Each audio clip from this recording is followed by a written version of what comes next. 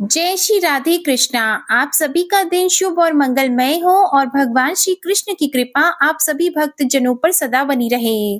आज सुनिए कार्तिक मास महात्म्य का अध्याय 18। आज का अध्याय शुभारंभ करने से पहले आपको सुनाते हैं कार्तिक स्नान की कहानी। एक समय की बात है, किसी गांव में एक बूढ़ा ब्राह्मण रहता था और उसकी 7 बहुएं थी। एक बार कार्तिक का महीना आया और उसने अपनी बहुओं से कहा कि मैं कार्तिक का स्नान करूंगा, क्या तुम इसे निभा दोगी? 7 में से 6 बहुओं ने मना कर दिया, लेकिन बड़ी बहू ने कहा कि मैं निभा दूंगी। बूढ़ा ब्राह्मण हर रोज सुबह उठता और नदी पर स्नान करके घर आता। गीली धोती को वह बड़ी बहू के आंगन में सुखा देता। जैसे जैसे उस गीली धोती में से पानी की बूंदें जमीन पर गिरती, वैसे ही वह हीरे मोतियों में बदल जाती।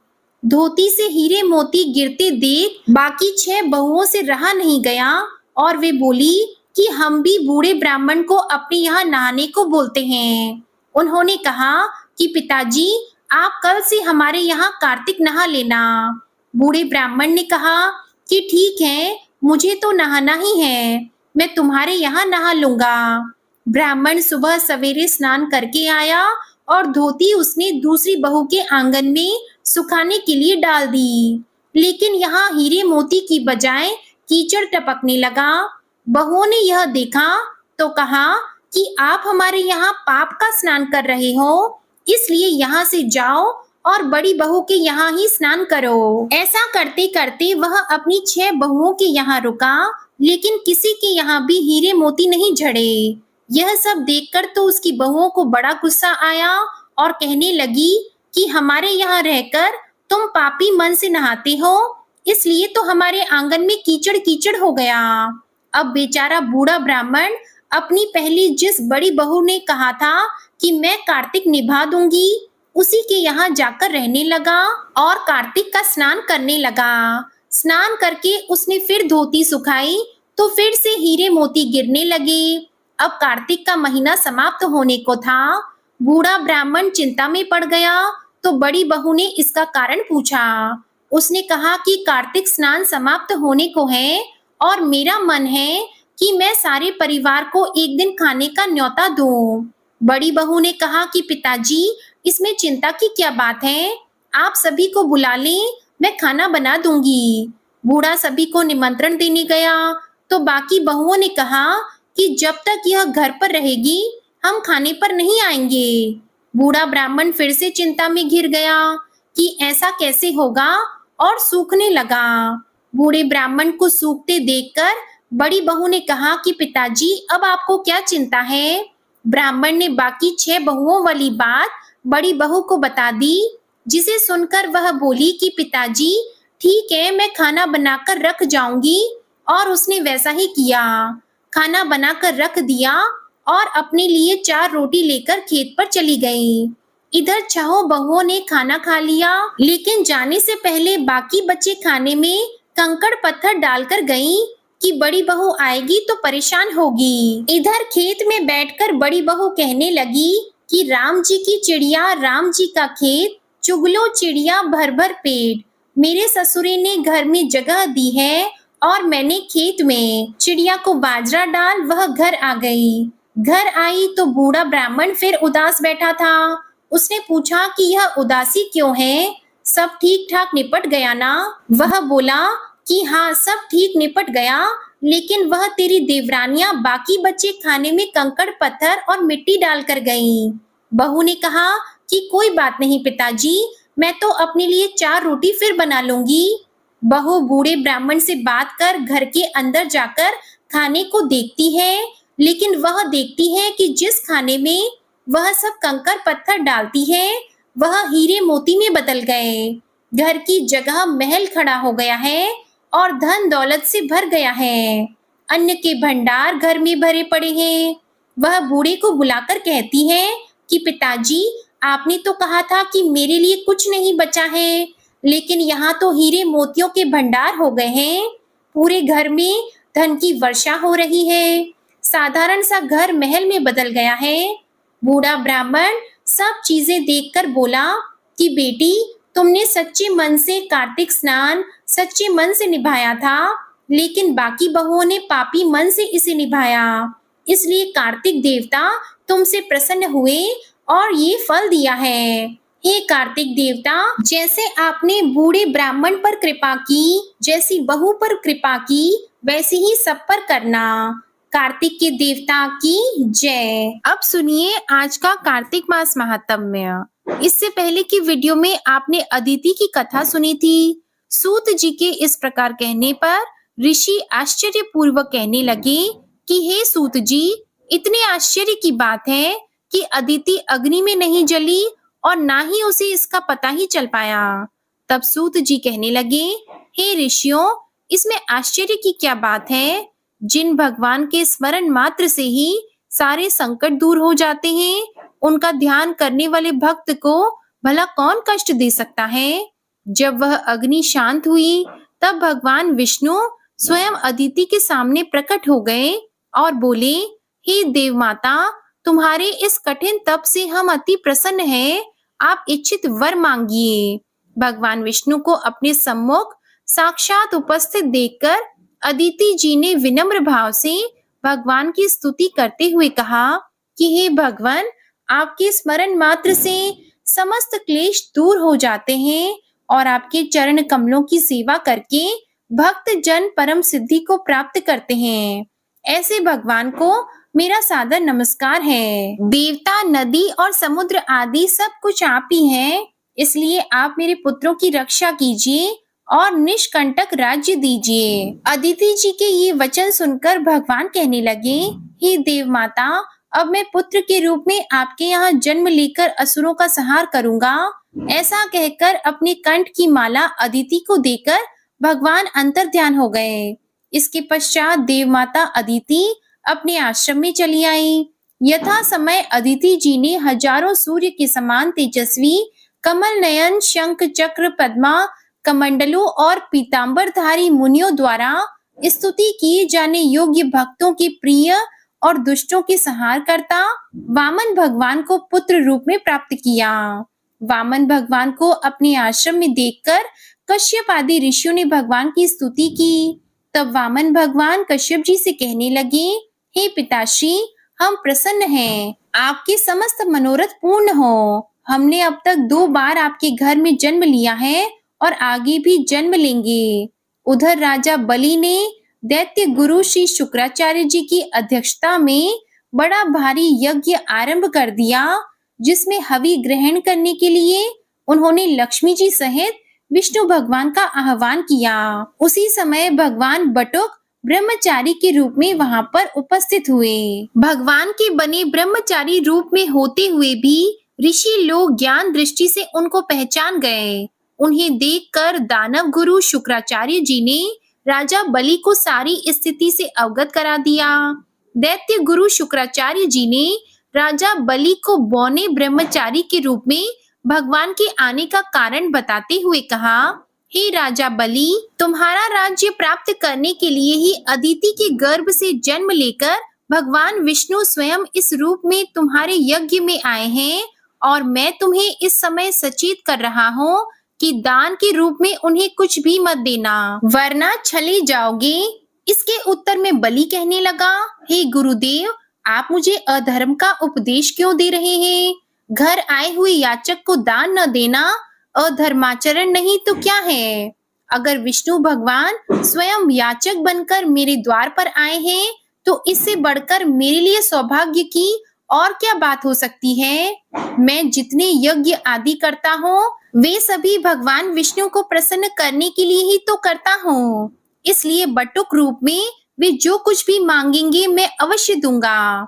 शुक्राचार्य और राजा बलि में अभी वार्ता चल ही रही थी कि वामन भगवान राजा बलि के यज्ञ मंडप में आ गए। बलि ने अर्घ आदि देकर उनका यथोचित आदर सत्कार किया, फिर हाथ जोड़कर कहने लगा, हे नाथ, आपके दर्शन पाकर मैं तो कृतार्थ हो गया। अब आज्ञा दीजिए कि मैं आपकी क्या सेवा करूं? तब भगवान कहने लगे, हे राजन, तप करने के लिए बस हमको 3 पग भूमि चाहिए। यह सुनकर राजा बलि ने हंसकर कहा, हे बटुक, तुमने मांगा भी तो क्या मांगा? कुछ धन, ग्राम, शहर, हाथी और घोड़े आदि मांगे होते। यह सुनकर वामन भगवान बोले, हे दैत्यराज, मुझे किसी भी प्रकार का कोई प्रलोभन नहीं है। मुझे तो तप करने के लिए केवल 3 पग भूमि ही चाहिए।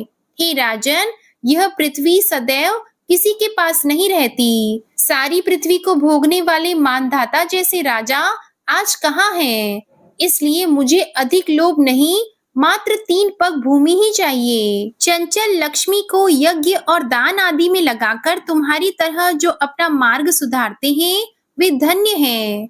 भूमि दान से उत्तम ना कोई दान हुआ है और ना आगे होगा। इसलिए हे दानवीर राजा, मुझे मात्र 3 पग भूमि दे दीजिए।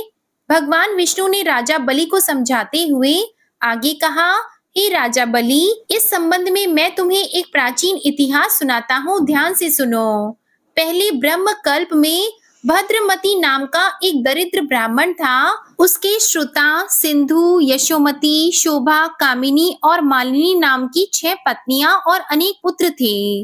जब दरिद्रता के कारण सभी भूख से अत्यंत दुखी हो गए, तब वह ब्राह्मण अपने परिवार सहित कौशाम्बी नाम की नगरी में चला गया। वहां जाकर भद्रमती ने सुघोष नामक एक धनी ब्राह्मण से 5 पग भूमि दान में मांगी, जो उसने दे दी। इसी 5 पग भूमि के दान के कारण उस सुघोष नामक ब्राह्मण को विष्णु जी का परम पद प्राप्त हो गया। फिर एक अन्य ब्राह्मण के मांगने पर भद्रमती ने वह दान में मिली हुई 5 पग भूमि उसे भी दान में दे दी। इससे भद्रमती को मोक्ष की प्राप्ति हो गई। इसी कारण हे राजा बलि, मैं कहता हूँ कि मुझे भी 3 पग भूमि दे दो, जिससे उसे किसी को देकर मैं भी मोक्ष का साधन प्राप्त कर सकूं। वामन भगवान के द्वारा प्रेरित करने पर राजा बलि गंगा सागर अर्थात टूटी वाला लोटा लेकर भूमि का संकल्प करने को तैयार हो गया। तब शुक्राचार्य जी तपोबल से अपना सूक्ष्म रूप बनाकर राजा बलि को संकल्प करने से रोकने के लिए गंगा सागर की टूटी में जल रोककर बैठ गई। अर्थात जिस लोटे में टूटी वाला लोटा जो होता है, जिस जगह से जल की धारा निकलती है, उस जगह पर जाकर गुरु शुक्राचार्य जी बैठ गए। वामन भगवान शुक्राचार्य जी की इस चाल को जान गए, इसलिए उन्होंने देखिए क्या काम किया। उन्होंने एक तेज नोक वाली कुशा लेकर लोटे की टूटी के छेद में डाल दी, जिससे शुक्राचार्य जी की एक आंख फूट गई और टोटी से राजा की अंजुरी में जल आ गया। राजा बलि ने फिर 3 पग भूमि देने का संकल्प ले लिया। उसी समय भगवान विराट रूप धारण करके ब्रह्मलोक तक बढ़ गए और फिर उन्होंने 2 पगों में ही सारा ब्रह्मांड नाप लिया। भगवान के पांव के अंगूठे से ब्रह्मांड फूट गया और फूटे हुए मार्ग से पानी के अनेक स्तोत्र बहने लगे। भगवान विष्णु का पैर उस जल से धुलता रहा। वही लोक पावन जल ब्रह्मा आदि देवताओं को पवित्र करता हुआ सप्त ऋषियों से सेवित सुमेरु पर्वत पर पड़ा और गंगा जी के नाम से विख्यात हो गया। इस प्रकार पतित पावनी गंगा जी की उत्पत्ति भगवान के श्री चरणों से हुई, जिसके स्नान और स्मरण मात्र से जन्म जन्मांतर के पाप नष्ट हो जाते हैं। यह दृश्य देखकर समस्त देवता और ऋषि मुनि स्तुति करते हुए बोले, हे अनंत मूर्ति, जगत संचालक, परम पिता और सबके स्वामी, आपको नमस्कार है। इस प्रकार स्तुति सुनकर भगवान ने फिर उन सभी देवताओं को उनका अपना अपना स्थान दिला दिया और बलि को रसातल भेजते हुए उसे दान दिया कि अग्नि में बिना मंत्र उच्चारण के जो हवन किया जाएगा वह तथा कुपात्र को अपवित्र से दिए गए दान का फल तुम्हें प्राप्त होगा। इस प्रकार भगवान ने देवताओं को सुंदर स्वर्ग और बलि और अन्य दैत्यों को पाताल लोक दे दिया। ऐसा करने के बाद विराट भगवान पुनः वामन रूप हो गए। तब समस्त देवताओं और ऋषि मुनियों ने भगवान की पुनः स्तुति की। जय श्री कृष्णा। आज का अध्याय समाप्त हुआ। इसके आगे का वृतांत आप अगले अध्याय में सुनिएगा। अब सुनिए लपसी तपसी की कहानी। एक लपसी था, एक तपसी था। तपसी हमेशा भगवान की तपस्या किया करता था और लपसी रोजाना 1.25 शेर की लापसी बनाता और सबसे पहले भगवान को भोग लगाता, उसके बाद स्वयं भोजन कर लेता। इस तरह दोनों की दिनचर्या चल रही थी। एक दिन दोनों भाइयों में कोई बात को लेकर कहासुनी हो गई, तो दोनों जोर-जोर से लड़ने लगे। लप्सी कहने लगा कि मैं बड़ा हूँ, मैं रोजाना भगवान को भोग लगाता हूँ। तो तपसी कहने लगा कि मैं तो रोजाना तपस्या ही करता रहता हूँ, तो मैं बड़ा हूँ। इस तरह लड़ते-लड़ते दोनों जोर-जोर से बोलने लगे।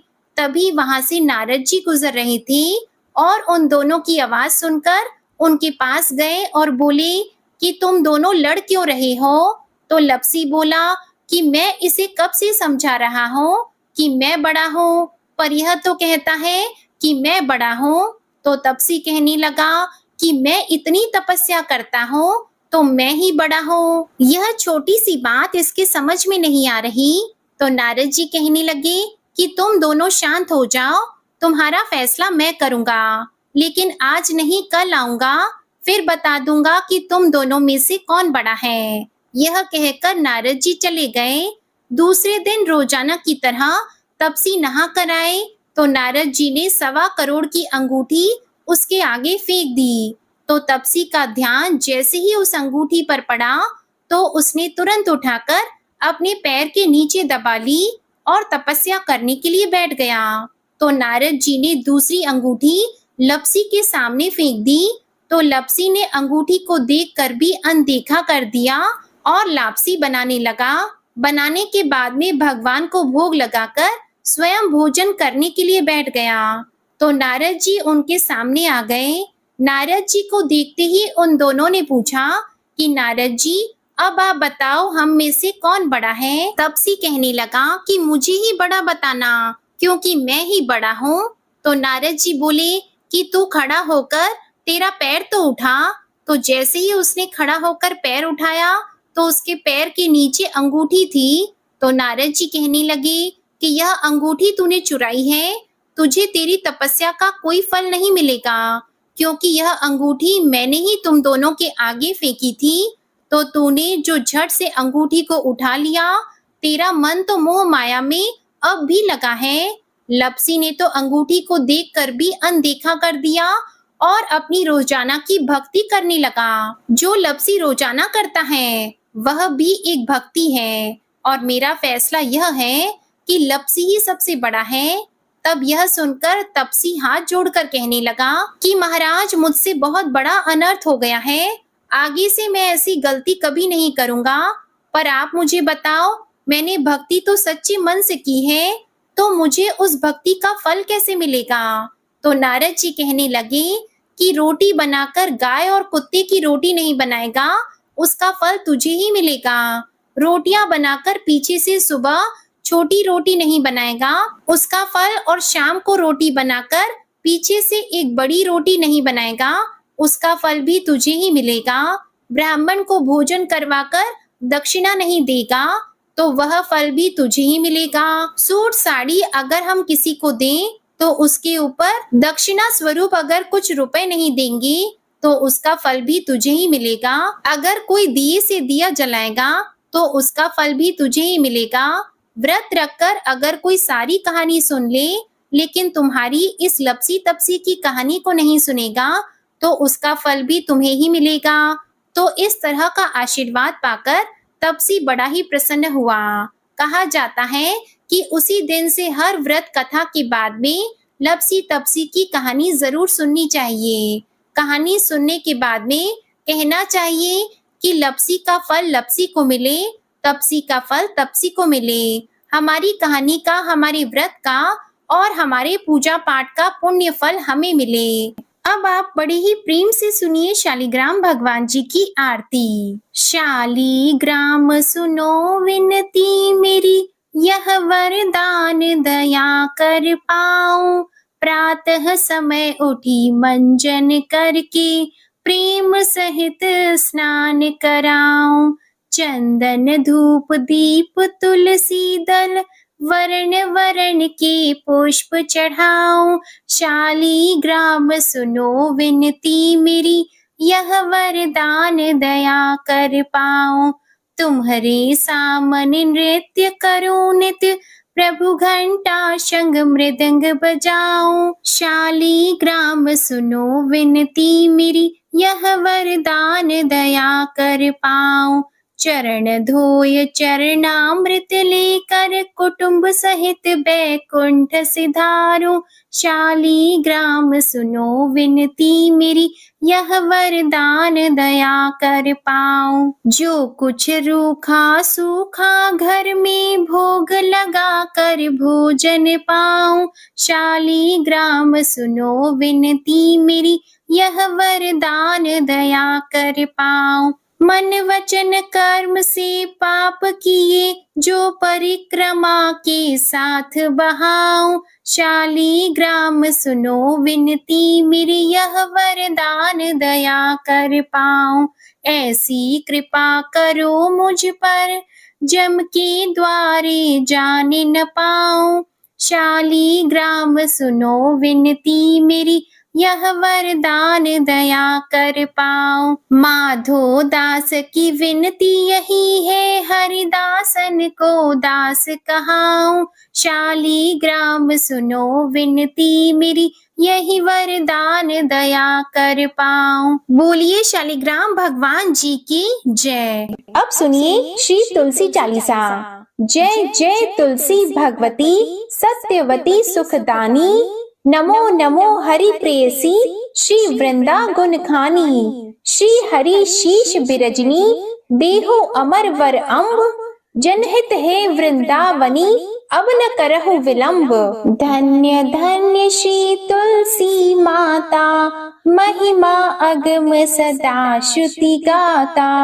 हरि के प्राण हो से तुम प्यारी, हरि ही हेतु कीन्हो तप भारी। जब प्रसन्न है दर्शन दीन हो, तब कर जोरी विनय उस कीन हो। हे भगवंत कंत मम होहु, दीन जानी जन छाड़हु छोहु। सुन लक्ष्मी तुलसी की बानी, दीन हो शाप कद पर आनी। उस अयोग्य वर मांगन हारी, हो विटप तुम जड़ तनुधारी। सुनी तुलसी शप्यो तेहि ठामा, करहु वास तुहु नीचन धामा।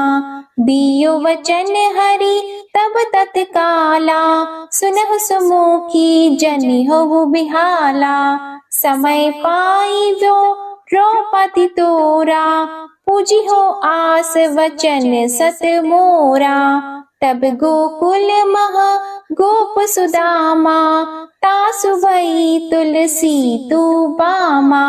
कृष्ण रास लीला की माही, राधे शक्यो प्रेम लखी नाही। दियो शाप तुलसी तत्काला, नरलोकी तुम जन्महु बाला। या गोप वह दानव राजा, शंख चूड़ नामक शिर ताजा। तुलसी भई तासु की नारी, परम सती गुण रूप अगारी। अस द्वे कल्प बीत जब गयऊ, कल्प त्रेत जन्म तब भयहु। वृंदा नाम भयो तुलसी को, असुर जलंधर नाम पति को। करि अति द्वंद अतुल बल धामा, लीन्हा शंकर से संग्रामा। अब निज सैन्य सहित शिव हारे, मरहि न तब हर हरि ही पुकारे। पतिव्रता वृंदा थी नारी, को न सके पति ही संहारी। तब जलंधर ही भेष बनाई, वृंदा ठिग हरि पहुँचियो जाई। शिव हित लहि करी कपट प्रसंगा, कियो सतीत्व धर्म तो ही भंगा। भयो जलंधर कर संहारा, सुनी और शोक उपारा। तिहि क्षण दियो कपट हरि तारी, लखी वृंदा दुख गिरा उचारी। जलंधर जस हत्यो अभीता, सोई रावण तस हरि सीता। अस प्रस्तर सम हृदय तुम्हारा, धर्म खंडी मम पति सहारा। यही कारण लही श्राप हमारा, होवे तनु पाषाण तुम्हारा। सुनि हरि तुरत ही वचन उचारे, दियो शाप बिना विचारे। लखियो न निज कर तूति पति को, छलन चाहियो जब पार्वती को। जड़मति तो अस हो जड़ रूपा, जगमह तुलसी विटप अनूपा। धग्व रूप हम शालिग्रामा, नदी गंड की बीच ललामा। जो तुलसी दल हम ही चढ़ी है, सब सुख भोगी परम पद पई है। बिनु तुलसी हरि जलत शरीरा, अतिशय उठत शीश उर पीरा। जो तुलसी दल हरि शिर धारत, सो सहस्त्र घट अमृत डारत। तुलसी हरि मन रंजनिहारी, रोग दोष दुख भंजनिहारी। प्रेम सहित हरि भजन निरंतर, तुलसी राधा में नाही अंतर। व्यंजन हो 56 प्रकारा, बिन तुलसी दल न हरि प्यारा। सकल तीर्थ तुलसी तरु छाही, लहत मोक्ति जन संशय नाही। कवि सुंदर एक हरि गुण गावत, तुलसी निकट सहस गुण पावत। बसत निकट दुर्वासा धामा, जो प्रयास ते पूर्व ललामा।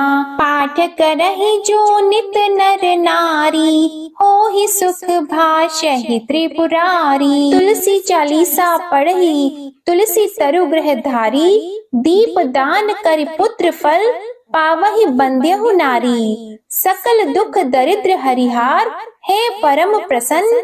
आशी धन जन लड़हि ग्रह, बसहि पूर्ण अत्र। लाहि अभिमत फल जगत, मह लाहि पूर्ण सब काम। जे दल अर्पहि तुलसी तहाँ, सहस बसहि हरि राम। तुलसी महिमा नाम लख, तुलसी ही सूत सुख राम। मानस चालीसा रचियो जग, मह तुलसी दास। तुलसी चालीसा समाप्त। प्रेम से बोलिए तुलसी माता की जय। अब आप सुनिए तुलसी माता की आरती। तुलसी महारानी नमो नमो, हरि की पटरानी नमो नमो। तुलसी महारानी नमो नमो, धन तुलसी पूरण तप कीनो। शालिग्राम बनी पटरानी नमो नमो। तुलसी महारानी नमो नमो, हरि की पटरानी नमो नमो। जाकी पत्र मंजरी कोमल, श्रीपति कमल चरण लपटानी नमो नमो। तुलसी महारानी नमो नमो, हरि की पटरानी नमो नमो। कौन से महीने बोई रानी तुलसा, कौन से महीने हुई हरियाली नमो नमो। कौन से महीने हुई तेरी पूजा, कौन से महीने हुई पटरानी नमो नमो। तुलसी महारानी नमो नमो, हरि की पटरानी नमो नमो। आषाढ़ मास में बोई रानी तुलसा, सावन मास में हुई हरियाली नमो नमो। तुलसी महारानी नमो नमो। कार्तिक मास में हुई तेरी पूजा, मंगसिर मास में हुई पटरानी नमो नमो। तुलसी महारानी नमो नमो। धूप दीप नैवेद्य आरती, पुष्पन की वर्षा बरसानी नमो नमो। तुलसी महारानी नमो नमो। 56 भोग 36 व्यंजन, बिन तुलसा हरि एक न मानी नमो नमो। तुलसी महारानी नमो नमो। जो तुलसी को सवेरे गाए, श्री कृष्ण के दर्शन पाए। नमो नमो तुलसी महारानी नमो नमो। जो तुलसी को दोपहर में गाए, खीर खांड का भोग लगाए। नमो नमो तुलसी महारानी नमो नमो। जो तुलसी को सांझ को गाए, श्री कृष्ण की आरती उतारे। नमो नमो तुलसी महारानी नमो नमो। जो तुलसी को रात को गाए, श्री कृष्ण के चरण दबाए। नमो नमो तुलसी महारानी नमो नमो। सभी सखी मैया तेरो यश गावे, भक्ति दान दीजिए महारानी। नमो नमो तुलसी महारानी नमो नमो। तुलसी महारानी नमो नमो। हरि की पटरानी नमो नमो। प्रेम से बोलिए श्री तुलसी माता की जय। भगवान श्री विष्णु जी की जय। शालिग्राम भगवान जी की जय। आप सभी को आज की कथा और वीडियो में आनंद आया हो तो वीडियो को लाइक जरूर कीजिएगा। कमेंट में भगवान विष्णु जी, माता तुलसी जी और भगवान शालिग्राम जी की जय जरूर लिखिएगा और चैनल को भी सब्सक्राइब करिएगा। इसी के साथ आज आप हमारे चैनल पर संतोषी माता की व्रत कथा भी जरूर सुनिएगा। जय श्री राधे कृष्णा।